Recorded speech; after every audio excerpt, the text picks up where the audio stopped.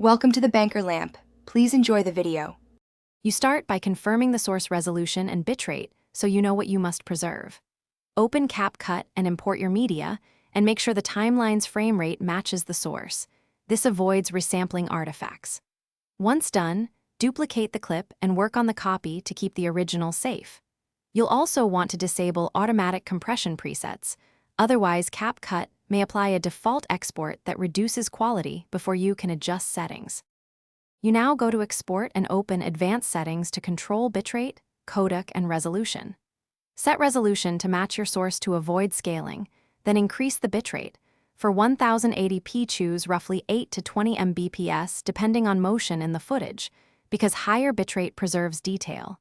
Select H, 265 if your device supports it, since it keeps quality at smaller file sizes. Also choose a constant bitrate or high-quality variable bitrate to prevent aggressive compression during complex scenes. You finish by exporting a short test clip to validate the settings. This saves time compared with a full render. If you see blocking or banding, raise the bitrate or switch to a lossless or higher quality preset for the final render, then compare.